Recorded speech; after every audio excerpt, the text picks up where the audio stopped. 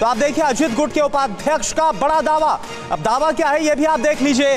दावा यह है कि 5000 कार्यकर्ता बैठक स्थल पहुंचे हुए हैं। कुछ इस तरह से अपनी ताकत को, अपनी पावर को दिखाने की जो कोशिश है वो की जा रही है। और देखिए हमारे साथ जो और भी खास मेहमान मौजूद हैं उनका भी हम रुख करते हैं, लेकिन उससे पहले उनका आपको परिचय करा दे। शायना एनसी है जो कि बीजेपी से हमारे साथ जुड़ी है, spokesperson doctor Ajay Upadhyay है कांग्रेस से, डॉक्टर सीमा मलिक है हमारे साथ एनसीपी से, और इसके अलावा किरण डी तारे हैं जो कि हमारे साथ न्यूज 9+ के सीनियर एडिटर है, हमारे साथ जुड़े हुए हैं। सबसे पहले मैं आपके पास आ रहा हूं सीमा मलिक जी, ये बताइए कि आखिर हो क्या रहा है, क्योंकि कोशिशें दोनों तरफ हो है खुद को ज्यादा ताकतवर दिखाने की, लेकिन अजित खेमा तो दावा इस बात का कर रहा है कि 40 से ज्यादा विधायक हमारे पास है। देखिए, दावा करना, कुछ भी दावा कर लीजिए आप, वो एक अलग बात है। और देखा मैंने अभी क्या हो रहा है, कैसे किस तरह से लोगों का रजिस्ट्रेशन हो रहा है इस समय। और ये देखिए, आज आप एक पोस्टर्स भी देखे मैंने कि एक ही बंदा काफी, और वही आज का सच है। देखिए, हमारे एक कोई कंपैरिजन नहीं है बिटवीन द टू। एंड माननीय शरद पवार जी हैं, ये बात हर आदमी जानता है कि वो शरद पवार हैं। तो आप लेकिन सीमा मलिक जी, दावा तो इस बात का भी है कि राज्यपाल को अजित पवार की तरफ से 42 विधायकों के हस्ताक्षर की बाकायदा चिट्ठी भी सौंपी गई। ये भी दावा वो अजित पवार गुट कर रहा है। देखिए, दावे करना एक अलग बात है, और अभी ज्यादा समय नहीं बचा हुआ है। आपने यहाँ का देख ही लिया, अभी 1 बजे आप देखिए किस तरह का समर्थन उनको मिलेगा। और आज भी वो माननीय शरद पवार जी की पिक्चर यहाँ पर यूज कर रहे हैं, उनके मना करने के बाद भी। और मेरे ख्याल से आधे लोग तो इसमें ही।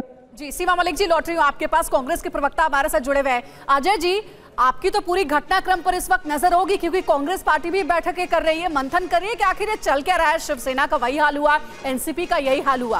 कांग्रेस किस तरीके से वेट एंड वॉच कर रही है पूरी परिस्थिति को देखते हुए? देखिए, कांग्रेस पार्टी का स्पष्ट मानना है जिस तरह से ये भाजपा जो है प्रायोजित नाटक करा रही है और लोकतंत्र को जिस तरह से दागदार करने का प्रयास कर रही है, जो कभी दागदार हुआ करते थे भाजपा की नजर में, वो आज इनके लिए मददगार हो गए।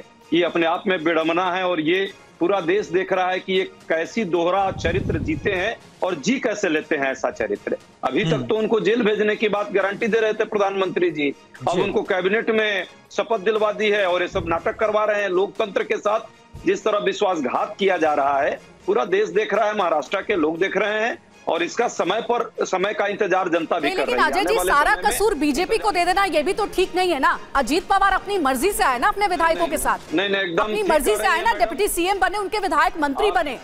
आप एकदम ठीक कर रही हैं, सारा कसूर मैं बीजेपी को नहीं देता, देना भी नहीं चाहिए। इसमें सबसे बड़ा कसूर किसी का है तो ईडी का है, और प्रधानमंत्री जी और प्रधानमंत्री कार्यालय का है। बीजेपी के बहुत सारे नेता बेचारे यहाँ भी बेचारे बने हुए हैं, उनको भी बोलने की आजादी शायद नहीं है। अब तो ईडी ही पूरा बीजेपी हो गई है, और ईडी जिसको मैं एक सलाह देना चाहता हूं भाजपा के साथियों को कि कुछ भगौड़े विदेश चले गए हैं बेचारे, उनको बुला करके और कैबिनेट में डाल दें, उनको भी मंत्री बना दें। और ये अडानी साहब नाराजगी आपकी समझ में भी आती है। शिवसेना उद्धव गुट से किशोर तिवारी जी भी हमारे साथ जुड़े हैं, उनका भी रुख करेंगे, लेकिन उससे पहले एक बड़ी खबर आ रही है। शरद पवार के समर्थकों का पहुंचना शुरू हो गया। अभी तक आपने तस्वीर देखी जहां अजीत पवार की बैठक के बाहर आपने देखा कि किस तरीके से कार्यकर्ताओं का पहुंचना शुरू हो गया था। अब एक और तस्वीर, शरद पवार के समर्थकों का पहुंचना शुरू हो गया। ये देखिए तस्वीरें आपको दिखा रहे हैं, शरद पवार के पोस्टर से इस वक्त पटा पड़ा है पूरा मुंबई शहर, और यहां तक कि कहा जा रहा है कि शरद पवार अकेले ही काफी है। आनंद हमारे सहयोगी हमारे साथ जुड़ गए। आनंद, शरद समर्थकों का पहुंचना भी शुरू हो गया है, बातचीत हुई क्या उनसे, क्या कहना है कार्यकर्ताओं का?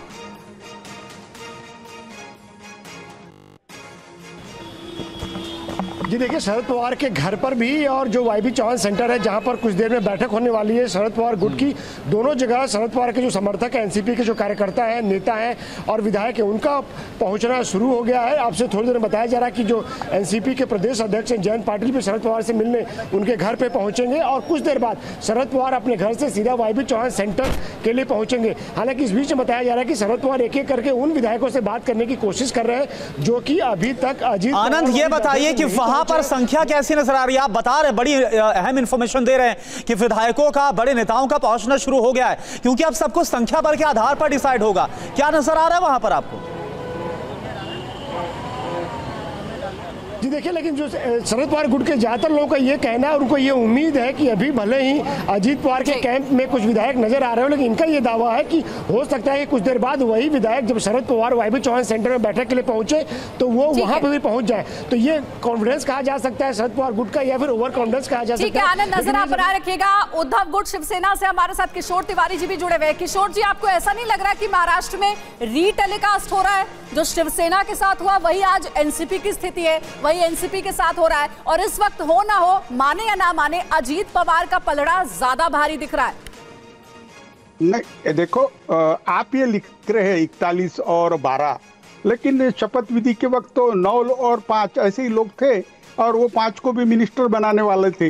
अब अजय उपाध्याय ने बताया ना कि बीजेपी पूरा स्क्रिप्ट लिखकर पार्टियां तोड़ रही है। महाराष्ट्र में विपक्ष को तोड़ने का पूरा श्रेय बीजेपी को जाता है। तो मैं ये कहूंगा, अगर आप 41 लिख रहे हैं तो अभी इनके स्टेज पर 41 मुझे दिखेंगे, क्योंकि आपने लिस्ट वगैरह लेके कंफर्म करके किया है। मुझे एक लगता है करुणा, ऐसी परिस्थिति कभी महाराष्ट्र में आई नहीं थी। लेकिन किशोर जी, महाविकास अघाड़ी का क्या होगा? पहले जो उद्धव गुट है वो कमजोर हो गया और अब जो नजर आ रहा है वो एनसीपी के साथ वैसे नजर आ रहा है। शरद पवार कमजोर होते नजर आ रहे, क्या होगा?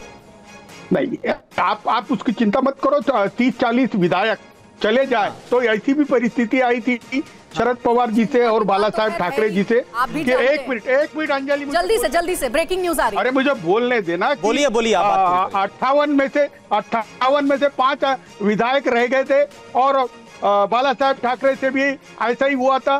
बाद में जनता में गए हम, हमारे विधायक फिर से आ गए।